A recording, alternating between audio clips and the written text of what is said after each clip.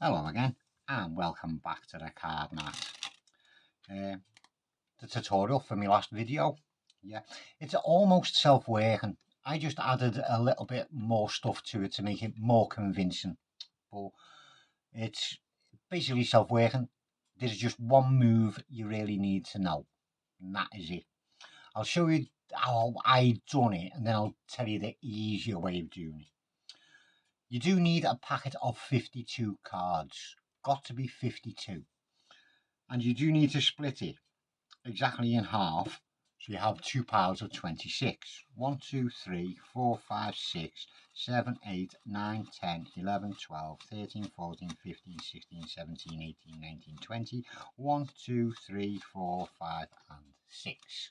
Right, so you have 26 cards in each pile. At this point, you can have your spectators shuffle these two packets up. I won't bother, no real need. They can then pick whichever pile they want.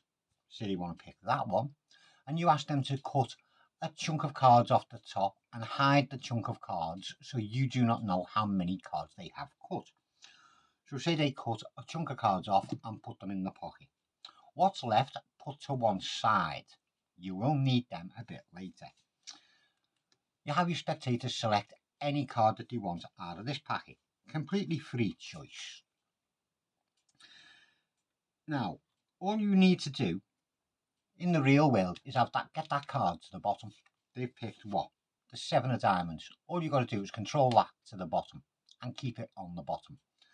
I done my usual favourite, putting it in on the angle, catch it, pinch it and pull it down to the bottom. Then just done a retention overhand, so I'm holding the bottom card down there and shuffling everything on the top. Pinch the bottom card off with the top one, pinch the bottom card off with the top one. Then I done a riffle shuffle. Again, bottom of the packet, make sure that that card goes down first, keeping it to the bottom. Then I just done a cut, a halo cut, shall we say. Just got a pinky break on the bottom card, break off half the packet, take it across with the bottom card and put them on the top, keeping their card on the bottom. You then put them on top of that pile. Now, I think this is called the Klondike Shuffle, where you're taking a card off the top and bottom at the same time, seeing you are now getting their card lost even more. Bing, bing, bing. All the way through till you've got no cards left. If you end up with just one card in your hand, it's no biggie. It'll just go down on the top of the pile. So you just keep sliding the top and the bottom cards off until you get down to, well, get through the entire packet. And square everything up, explaining that their card is now completely and utterly lost somewhere inside the deck. You then ask them to count how many cards they actually cut off. 1, 2, 3, 4, 5, 6, 7, 8, 9, 10, 11, 12, 13, 14, 15 and 16. You can then get them to count down to the 16th card. 1, 2, 3, 4, 5, 6, 7, 8, 9, 10, 11, 12, 13, 14, 15.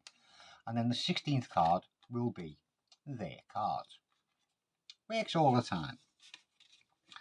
Now, if you're no good at doing all the little fancy moves, you can, let me count 26 cards out. 1, 2, 3, 4, 5, 6, 7, 8, 9, 10, 11, 12, 13, 14, 15, 16, 17, 18, 19, 20, 1, 2, 3, 4, 5, 6. Your spectator picks on a pile. We'll go for this one this time, and they cut off a chunk of cards. They pick a card, which is that one. They look at the card, the 4 of hearts. If you're not good at all the fancy stuff, just put that card straight onto the top, peel it off, and then shuffle everything onto the top of it, which then gets it to the bottom. Then it's just a case of keeping it on the bottom. You don't have to do anything else. That is convincing enough. Then you just put that on the top of whatever cards were left after they cut their chunk off. And then I say do the Klondike Shuffle.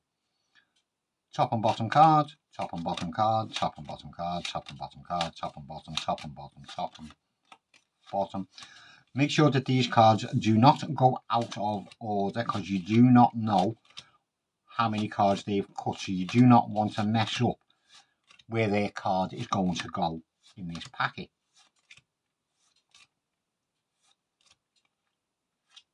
Two cards onto the top.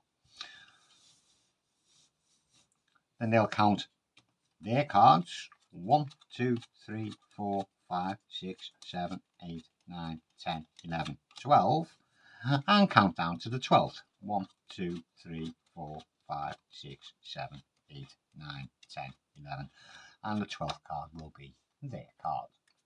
And there we go. That's exactly how it was done. An easy way and a more elaborate way, which will be more convincing and really fry their brain. Anyway, I hope you enjoyed it. Thank you very much for watching, and I'll see you again soon.